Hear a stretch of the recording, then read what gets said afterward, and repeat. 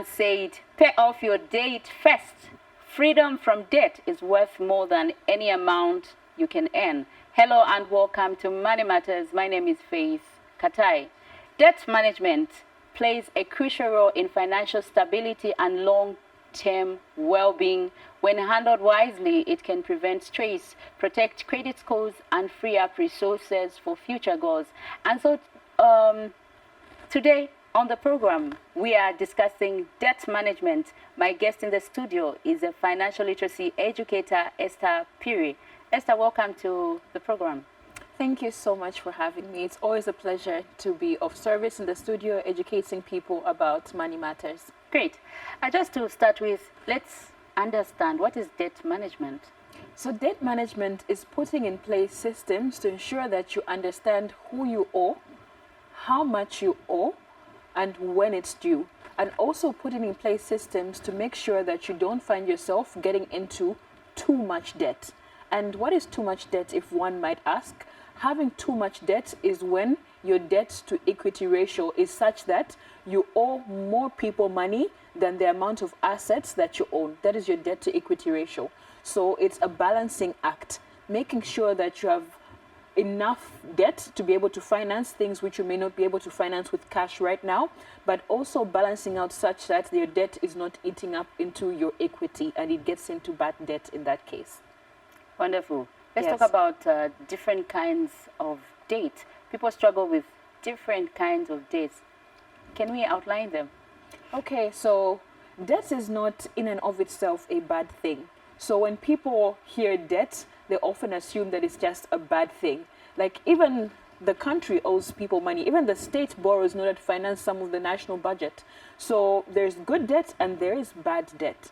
So good debt is when you borrow in order to finance something which is increasing in value. In finance terms, we call this capital gains.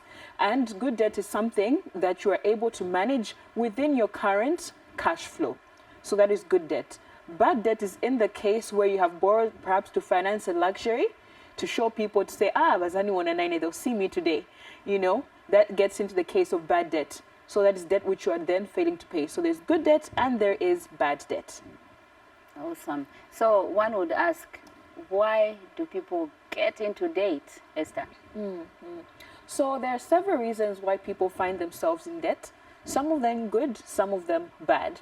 So one of the reasons that people may find themselves in debt is because they're living beyond their means. So your lifestyle does not match your current income. So then you find yourself having to borrow to finance your budget.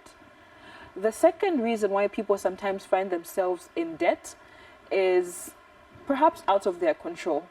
In this country, we have a high dependency ratio, which means that the number of people who are working as compared to those who they have to take care of, there is a huge ratio. Maybe you find that one person is taking care of their entire family here, their immediate family, extended family, and people in the village. And we're coming from a background where the Zambian middle class is just starting to grow now. So you find that people still have a lot of people to take care of as our middle class continues to grow. There's actually a historical context to this. You know, sorry to take you back, perhaps a time before even I was around. Like in the early 90s, Zambia went through privatization, and we saw the close down of many industries. Now, what this resulted in is a situation where the dependency ratio increases because the number of people working has decreased, the middle class has also decreased. But we're getting to a situation where there's economic growth and the middle class is increasing, and there are now more people working, but still we still have that high dependency ratio. So the historical context. So it's not always that people are irresponsible, that's why they're in debt. Perhaps you're the first in your family to be working, you have 4 younger siblings to take care of, you are married, you have rent, and you have to send money for fertilizer to the village. So that's the dependency ratio, to break it down. So it's a very real issue. The other reason why people find themselves in debt is a lack of patience. So let's say you and I, Faith, are working a job, yes? And then I'm not patient in terms of wanting to acquire certain things. I see you have nice hair, you have your wig. I'm not comfortable wearing around my afro. I see that Faith is driving. I also want to start driving immediately without having to think to say that perhaps Faith has different responsibilities and comes from a different background. Faith may come from a more comfortable background, and that's why she's able to afford those things. And if I don't have patience and I want to live life at par with Faith, I will find myself in debt. And the other reason why people also find themselves in debt is not understanding how much the loan truly costs, the fine print, and understanding your financial literacy. So people find themselves in debt simply because the loan app has advertised to say you are eligible to get this 15,000. When the creditors calculate to say this is how much we can lend this person, they're using a formula, they're using math, they're using like your permissible debt to equity ratio, and they're within what is allowed by the regulators. But what they don't go into, which they don't know, is your personal responsibilities. So on paper, the bank has approved to say I'm allowed to borrow so much, but the bank does not know what my personal responsibilities are with that remaining amount of money. And so they've approved the loan, but I find myself like having to acquire more debt because of the loan that I'm in is already taking up a huge chunk of my salary. Now I can't meet my day-to-day needs, so now I add on another loan. So I've borrowed from Peter, now I've borrowed from Paul, and now I'm running away from both of them and not picking up their phone calls. Yeah. Okay, quite interesting there. So, Esther, you've talked about bad debt and good debt, and you've given us the differences. Yes. So, when do we consider debt as a financial tool, a useful financial tool? When can it be considered? We can consider debt as a useful financial tool if, one, it is being used to acquire an asset which will then bring us some cash flow and capital appreciation. A simple example to take away the financial jargon, I'm using financial complicated terms, is building a house. That is good debt, because building a house is still a good investment in Zambia. If perhaps you build a semi-detached flat, 2 of them, one, you have capital gains, meaning that the value of the house is increasing. You can sell it for higher later on, and it's also a good inheritance for your children. You know, scripture tells us that a good parent leaves an inheritance for their children. So you can build that house for capital gains, and then it will also give you cash flow if it's rent. You've built a semi-detached, one you are living in, the other one it's bringing you rent, and 3, it's also increasing in value. So that is good debt. Then the other way in which debt can be good is if it's used to finance something that is bringing in even more cash flow. An example is people who are into the supply business. Let's say I win a tender to supply something to the government, but then I'm not able to finance that invoice. I can take that invoice to a bank and say, okay, how much are you giving me for this invoice? I say, okay, for this invoice, you can finance it, and then you have to pay us 20% interest. In the back of my mind, I know that on this invoice, I'm going to make 40% profit from it. I pay the bank their 20%, I get my 20% without ever having to use my own money. So I'm using other people's money to make money. So those are instances when debt is something good and it is used to build up your own equity and build up cash flow for yourself. Awesome. Yes. So then what are some of the common misconceptions people have when it comes to borrowing money?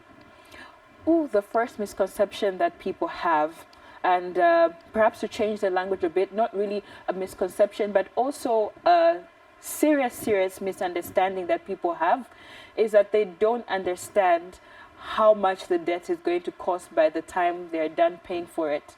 So sometimes you can perhaps even go to your banker and ask them, by the time I'm done paying this loan, how much would I have paid the bank? For instance, if you're trying to buy your first car, usually if you're trying to finance the entire cost of the car using a loan, by the time you finish paying for that car, you'd have paid more than it was even initially worth at the beginning of its life cycle. 2, that car has even depreciated in value. So most people don't understand how much this loan is actually going to cost them during its full life cycle. Number 2, a common misconception that people have with debt is that people don't understand the difference between being able to pay for something and being able to afford it. Let's say the permissible debt to equity ratio is 40%. You shouldn't go above 40% of your paycheck in terms of debt. So let's say you earn 10,000, yes? So 40% of 10,000 is 4,000. So not more than 4,000 out of your 10,000 paycheck should go to paying off a loan. So meaning you have remained with 6,000. So on the mathematical side, we say it's allowed for you to borrow up to a loan that will be making you pay 4,000 a month. Yes, but then on the practical side, now being able to actually live with that 6,000 in Lusaka, can you pay rent? Can you buy food? Can you pay school fees? Can you commute to and from work? And of course, also if you're on TV, can you now buy the outfits, the hair, and everything it's going to take for you to be on TV and look good? So mathematically and legally, yes, you can get that loan and be paying 4,000 a month. But when it comes down to what's obtaining on the ground, can you now live within that 6,000? No, it becomes difficult for you, right? So people don't understand the difference between being able to pay for something and actually being able to afford it and live within what is left. The other thing that people don't quite understand, a misconception with debt, is that you can't use debt to pay off debt. The only thing you're doing is digging yourself into a bigger hole. Let's say I've gotten chickens on credit from my coworker. Now to pay off those chickens, I perhaps borrow money from a mobile app. I pay them. That mobile app, I'm having difficulties. They're chasing me around. I'm now not picking up phone calls. I've changed my number. Now I have a bad credit rating. So it just keeps on spiraling and spiraling and spiraling. So a common misconception that people have about debt is that like it won't spiral, and it will if you don't put an end to it. Debt spirals, and that's how people find themselves in a huge amount. You find that it started at 50,000, but because of the turn of events and what kept on happening, you've spiraled out of control. From 50, you're now at 200,000 in debt. Wow. So Esther, do you think budgeting has a role in paying off the debt? Absolutely, absolutely. It actually starts there because you're getting the plan out of your head and onto a paper. So for a simple budgeting template, on the rows, write down months from January to December. A common mistake that people make is they budget month to month, as if what you do this month won't affect you next month. It will. So on the rows, put months, January to December. On the columns, put budget lines. At the top, put your inflows. Inflows are everything that is coming in. Do I get a salary? Do I get some sort of allowance? Do I have rent or income coming in from somewhere? Total them, those are your inflows. At the bottom, put your outflows. How much debt am I paying? School fees, rent, food, water, all of it, and even luxuries. Write it down. Then you have an understanding of how money is coming in and how it is going out, and what you can pay in terms of debt. Then write down the people who you owe, how much you owe, and when it's due, so that you have a map of where you can move things around in terms of your inflows and your outflows. Like, right now, maybe I have too many expenses. Like maybe I spend 2,000 on my hair. That's too much per month. Maybe I can reduce and move it to this side. So it becomes a lot better when you write down the plan. So budgeting definitely has a role to play. Wonderful. We now go on a short break. Stay tuned.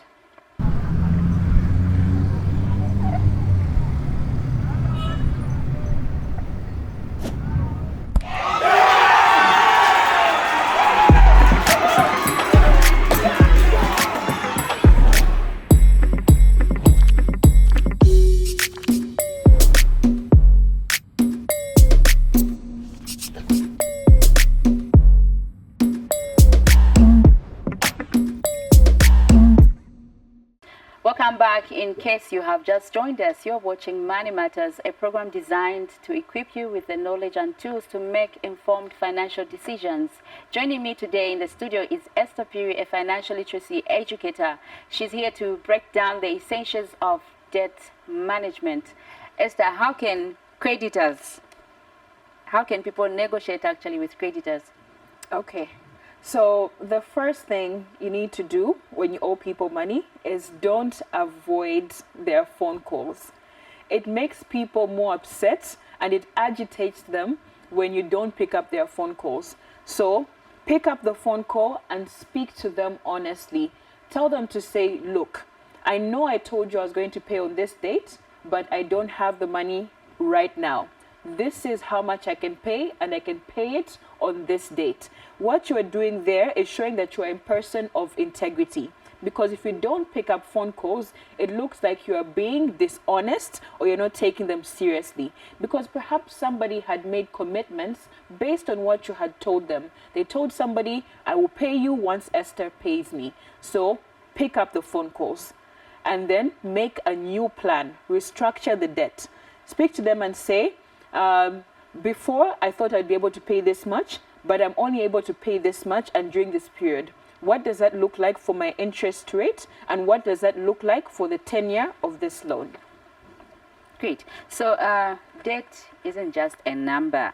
It weighs people down emotionally, psychologically. What are the effects of debt, if we can talk about them? One of the effects of debt is the breakdown in relationships. You find that a lot of married couples and families break down because of having issues of debt. You find that perhaps your partner, maybe they got a loan that you don't know about, they got a loan and spent it all, but because we're a family, we're in this together, both of us will then have to start paying off this loan. The other issue that you find with debt is the psychological effects and the shame that people have to live in. Some people, when you borrow from them, they're threatening to come to the office, they're following you around, they're embarrassing you. You'll find me there. You know what I mean? So it gets you living in a cycle of shame and fear as well, because you think that everybody's going to know, you don't know when this person's going to show up, and even depression as well. And what is important is for you to separate yourself from the mistake that you've made. You didn't know better. Sometimes perhaps it was even an emergency that got you that debt. So you have to separate yourself from living in shame from the mistakes that you made. You know, forgive yourself for not knowing only what time and experience could have taught you. But now that you know better, how can you do better? Okay. So how can actually date, you talked about date actually destroying relationships. Yes. So I want you to talk about how can it actually, you can bring it down to a home. How can it destroy some of the goals that a family or a home have? So money that would have otherwise been used to perhaps even build a family home or pay for school fees is now going towards paying interests. So when you acquire bad debt or high interest loan, what you are doing essentially is robbing your future self of joy and freedom. Being debt free is living a free life. You know, it's financial freedom, being free to make decisions, because also being in debt robs you of the freedom to make certain decisions. Where can I live with my family? I can't necessarily live in a good house because I can't quite afford it. I'm paying off a huge loan. And also peace in relationships. You find yourselves having like all sorts of like unfortunate and necessary arguments. There's so much tension. Yeah. So date also can also actually affect your investments. Maybe you can elaborate on that. Yes, yes. So you find that it can affect your cash flows and your investments, in that perhaps you may find yourself having to sell off an asset in order to pay off this debt. It can affect your cash flows in that before the money sits with you, it never stays. When building wealth, what you need essentially is to build a reservoir.